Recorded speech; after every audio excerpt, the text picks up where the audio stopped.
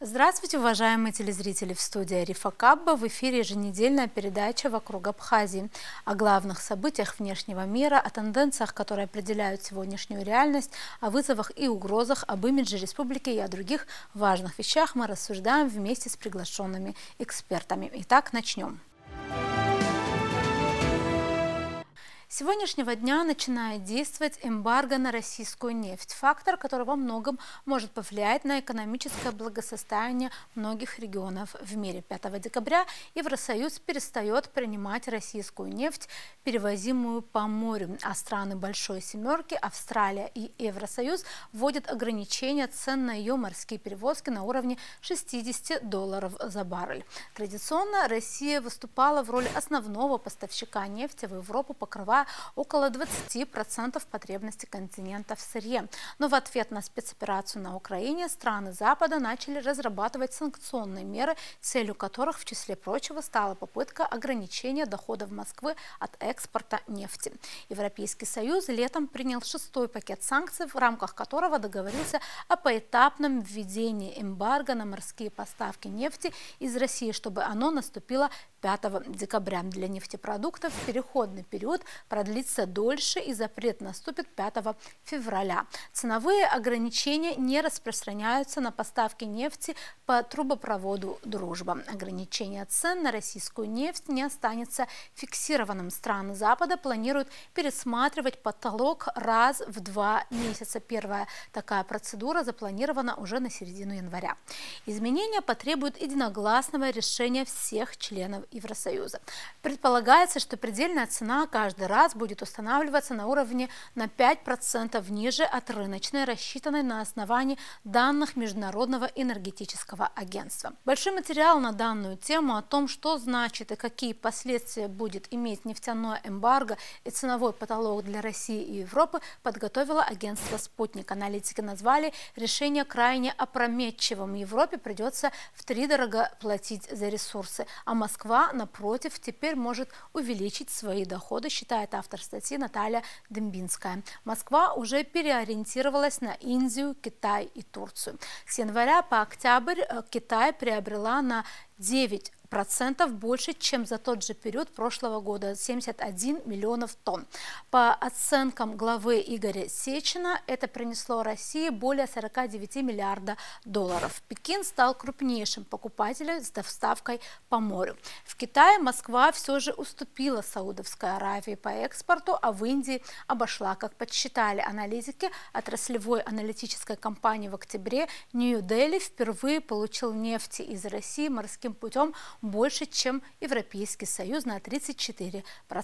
Аналитики говорят о 3 вероятных сценариях дальнейшего развития событий. Первый – это импорт нефти по морю упадет до нуля, а затем увеличится прокачка по трубопроводу «Дружба». В 2021 году по трубопроводу «Дружба» в страны дальнего зарубежья экспортировали 37,5 миллионов тонн при пропускной способности в 66 миллионов.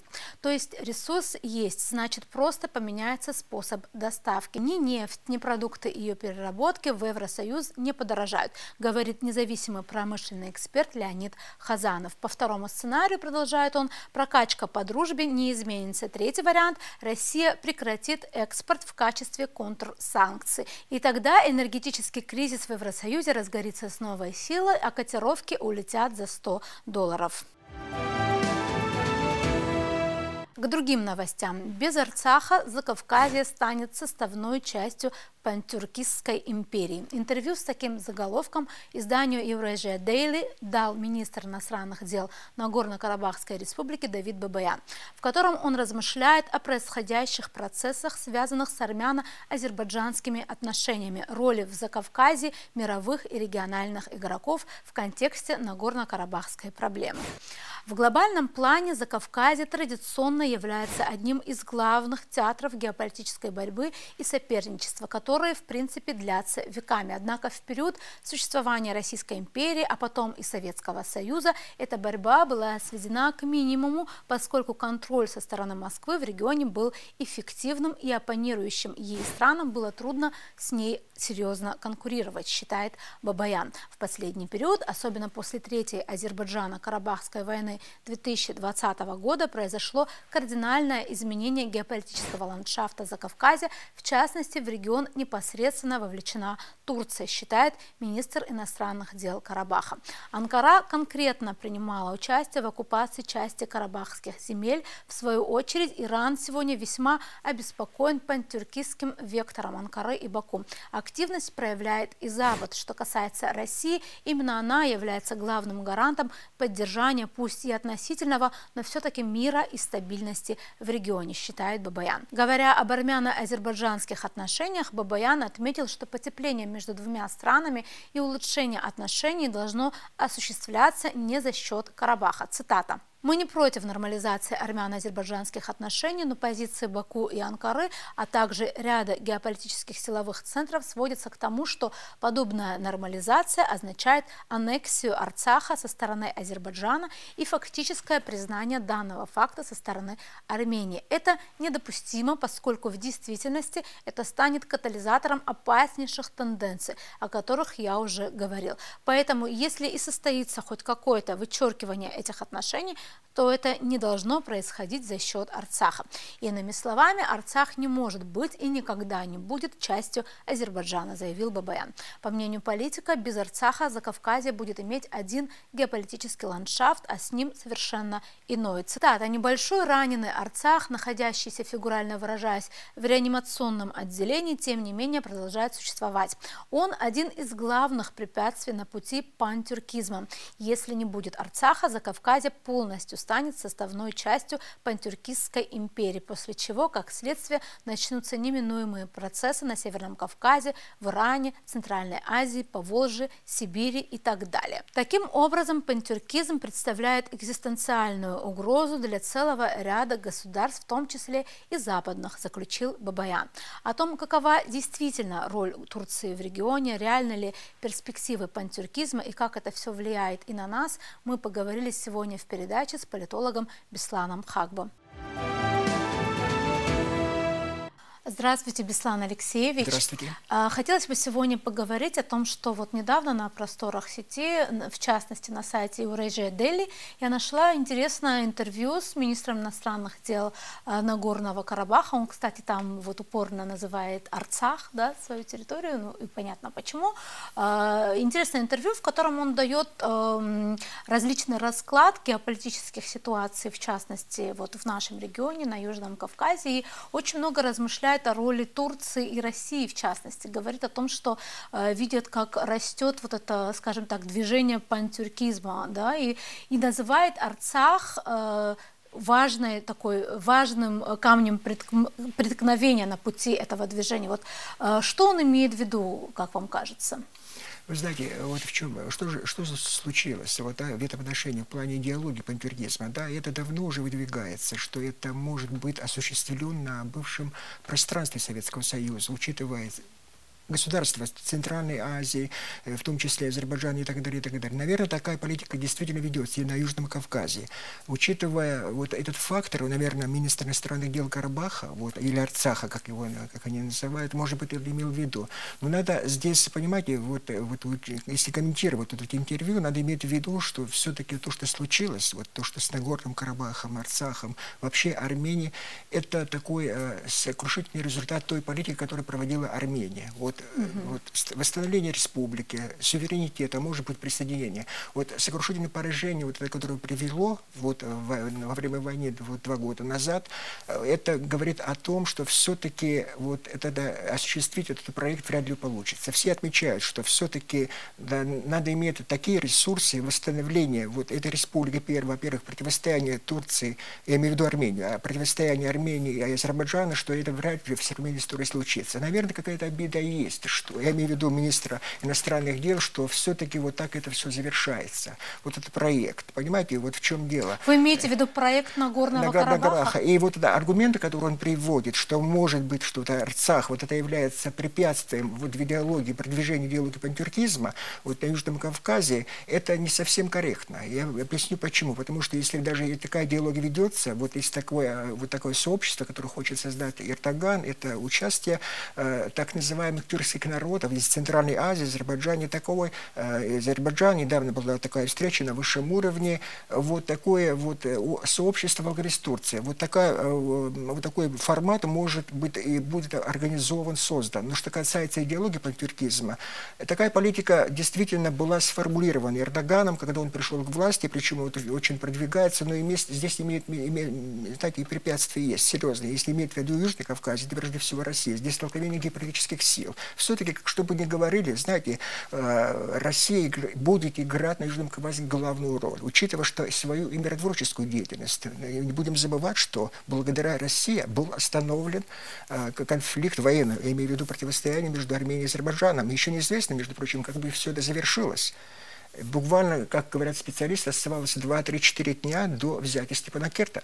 Вот видите, это благодаря России было остановлено продвижение азербайджанских войск.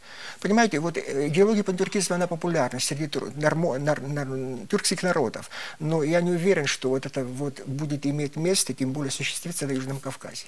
То есть вам кажется, что все-таки эти планы, и вы не видите вот это усиление Турции, да? Разве оно не очевидно? Вот, например, он недавно где-то заявил, что слабые страны – это повод вмешаться внешним силам. То есть... Вы знаете, геополитическая роль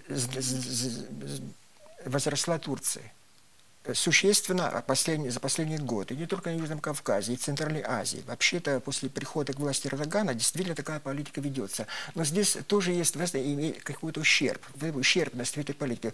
Турция очень уязвимая страна в каком плане? У нее есть проблемы вот, на своей территории, это курды. У нее есть проблемы вот, на границе с Сирией. Это, вот, которая сейчас усиливается. Да, вот как раз когда операция, которая проводится, да, и вот эта операция, еще неизвестно, чем это завершится, там есть проблемы, серьезные причем проблемы. Вот видите, внутри есть проблемы. И учитывая все эти факторы, у него проблемы даже с Грецией, понимаете, еще не решен вопрос кипрский. Вот эти все проблемы, которые мешают стать более ведущей страной, даже в своем регионе. Я понимаю, вот эти все идеологии, вот все эти вот лозунги, это все хорошо. Действительно, Турция играет очень значительную роль даже вот в рамках вот Североатлантического блока. Буквально на днях президент Байден заявил, Турция главный союзник Североатлантического блока, несмотря на то, что они очень негативно относятся к деятельности режима Эрдогана. Они даже пытались, по-моему, свергнуть его в 2016 году. Во всяком случае, турки в этом обвиняют США. Да. Вот видите, как получается. Здесь очень много препятствий, барьеров к осуществлению этой идеологии, претворению в жизнь. Очень много. И здесь, конечно, главная роль, я считаю, что в стабилизации будет играть все-таки Россия. Безусловно, это так. В принципе, в этой статье как раз и говорит он о том, что он делает, скажем так, претензии в адрес Армении и возлагает надежды на Россию. То есть даже из этого интервью, в принципе, это понятно. Но мне вот интересно немножко другое. Вот в этой связи вот усиливающейся роли Турции, причем абсолютно неоднозначной, потому что, как вы поняли, как вы обозначили, существует проблема у них тоже. И вот, скажем так, роль России тоже. Вот чего нам ждать вот между Турцией, Россией, Грузией? Вот какие могут быть наши, можем, скажем так, перспективы быть ближайшие? Что касается нашей страны Абхазии, вы знаете, вот что касается вот в противостоянии, в этой игре геополитической вообще противостоянием, конечно, это налицо, это видно. Здесь, между прочим, не только между Турцией, Россией и другими южно-кавказскими странами. Здесь, может быть, немножко подзабыто, но здесь активно проявляли себя и европейские страны, в том числе и британцы, и Соединенные Штаты Америки. Между прочим, недавно приезжала, я вам напомню, в Армению, глава вот, Конгресса США, и причем демонстративно это было сделано, что она поддерживает все-таки противостояние с Азербайджаном, Армению. Вот видите, такие попытки все-таки предпринимаются. Несмотря на все это, все-таки, что касается Абхазии, мы должны строить свою страну в тесной интеграции все-таки с Российской Федерацией. Тем более такие условия были созданы.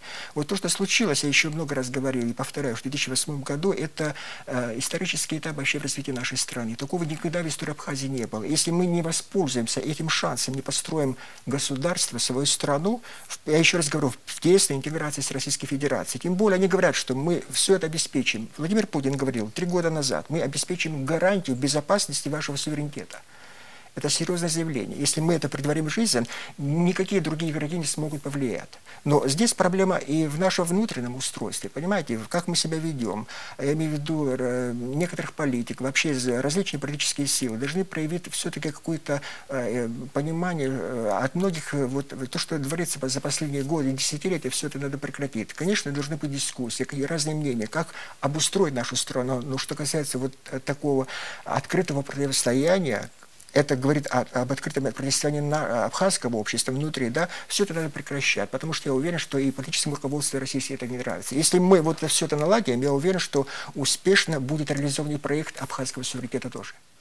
И при этом хотелось бы немножко посмотреть на восток. Мне кажется, мир меняется, да, вот как многополярность медленными шагами, но движется, тем более, как вы знаете, Россия, Китай и Иран пытаются более или менее как-то объединить свои силы, да. Вот тут какой может быть прогноз, как это вообще будет влиять на все, что происходит? Здесь вообще удивительные вещи происходят. Вы знаете, вот противостояние вот с Украиной, с Западом, будем говорить, за Украину, так лучше, если мы так скажем, различные игроки ведут себя по-разному. Если так внимательно изучить, вообще проанализировать, кто больше всего союзников в противостоянии с Западом, кто выступает, это одна единственная страна. На постсоветском пространстве это Беларусь, и если иметь в виду за пределы, это Иран. А что касается вот Китая, знаете, Китай очень важен. Это важный фактор противостояния, да, учитывая все вот санкционную политику и так далее, и так далее. Но то, что говорят, что может быть создан какой-то блок Россия, Китай, Иран, я не верю. Потому что, во-первых, я вам объясню, потому что Китай не любит вот такой формат, как блоковый. Потому что Китай очень тоже зависим от Запада. Надо иметь это в виду всегда. Конечно, Запад боится Китая. Вот такое становление мощной, могущественной страны, конечно, это не отвечает американским интересам. И все. Они говорят, что мы справимся сейчас с Россией, а потом возьмемся за Китай. Я не знаю, как это будет вообще осуществлять американское руководство, но надо иметь в виду, что все-таки вот такая блоковая, когда еще даже было противостояние Советского Союза с США, да, была холодная война, Китай всегда занимал особое место, несмотря на то, что это была коммунистическая страна, учитывая вот все-таки были даже конфликты серьезные на границе, я помню, да, вот все это имело место. Все-таки вот Китай развивается самостоятельно. Что касается широкого формата, вот других, вот имеется, я имею в виду и ШОС, и БРИКС, да, и, кстати, вот этот формат может быть создан, вот Россия, Китай, Иран, как говорят, и может быть он расширен. А вот что касается как блок военный, тем более блок противостояния вот, с Западом, вряд ли Китаю это понравится и поддержит. Понятно. Большое спасибо, что пришли и ответили на наши вопросы. Спасибо, благодарю вас. На этом сегодня все. Мы будем продолжать держать руку на пульсе событий. До новых встреч в эфире.